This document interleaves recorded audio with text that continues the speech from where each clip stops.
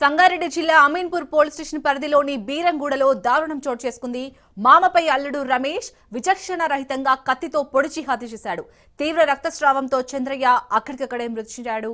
కూతురుతో అల్లుడు తరచూ గొడవ పడుతుండటంతో కుమార్తెను పుట్టింటికి తీసుకొచ్చాడు చంద్రయ్య.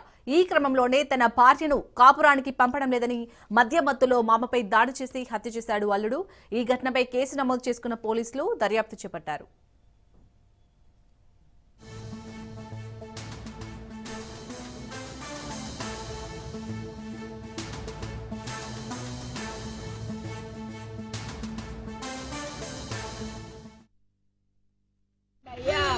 వచ్చి చాకుతోటి పట్టి పొడిచిండు. నా కళ్ళు అన్నవాడు నాకు పొమ్ముకుండా ఎవరు లేరు, నా పక్కన పిల్లలు ఉన్నారు. ఆ పిల్లలు చూసి ఆ పిల్లలు లేపుతున్నారు. దొరకపోతే ఎవరున్నా కొంచెం దొరకపోతే సంసారం అయ్యా. ఏడ జరిగింది ఇది? ఇంటి ముంగడ ఇంట్లోకి గల్లబట్టి గుంజిండు. గల్లబట్టి గుంజి ఎప్పుడు ఎప్పుడు జరిగింది ఇది? ఎప్పుడు? రాత్రి 8 గంటలకు. ఏమైంది? సంసారం అనుకుంటే పిల్లలు పెద్దోళ్ళు అయినా అయ్యని చంపిండు సారు. నా ఇంటికి నాయో పెద్దోడు, నా తమ్ముళ్ళు వేస్ట్ కాదు. అసలు ఏమైంది? ఏమైంది చెప్పు ఒకసారి. సంసారం ఇన్ని రోజులు సార్ పిల్ల మీద చెయ్యేసింది సార్. ఫుల్ కొట్టిండు సార్. నన్ను కొడితే అమ్మోళ్ళ ఇంట్లో ఉన్నా సార్. ఇక నాయన చాకులు పెట్టుకొని వచ్చి పొడి చేసిండు సార్. చూడకుండా దొంగలాగా వచ్చిండు సార్. దొంగలాగా వచ్చి నా అయ్యని చంపిండు. నా అయ్యమే. ఎంతమంది అమ్మ పిల్లల్ని? నాకు 3 బిడ్డలు, 1 కొడుకు సార్. నా అయ్య చచ్చిపోయిండు. నా అయ్య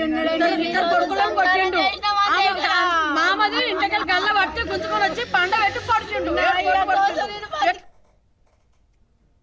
ఇక సంగారెడ్డి జిల్లా బీరంగూడలో జరిగిన దారుణానికి సంబంధించి పూర్తి డీటెయిల్స్ మా ప్రతినిధి పవన్ అందిస్తారు. పవన్, అసలు అల్లుడు వాళ్ళ మామని అతి దారుణంగా చంపడానికి కారణం ఏంటి? పోలీసులు ఏమంటున్నారు?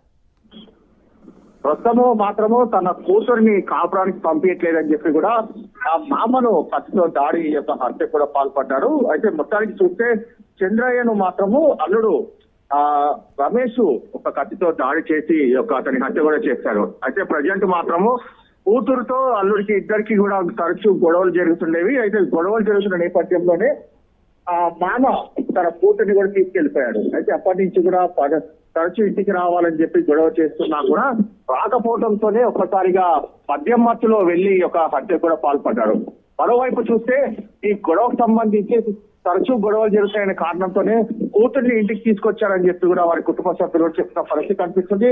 మరోవైపు చూస్తే రమేష్ తాగిన మద్యం మత్తులో తన కూతురుతో కూడా అసభ్యకరంగా ప్రవర్తిస్తున్నాడని చెప్పి తల్లి పిల్లలతో సహా ఇంటికి వచ్చేసింది. అయితే ఇవన్నీ కూడా కారణాలకు సంబంధించి మాత్రము ప్రధానంగా పోలీసులకు కూడా ఫిర్యాదు చేశారు.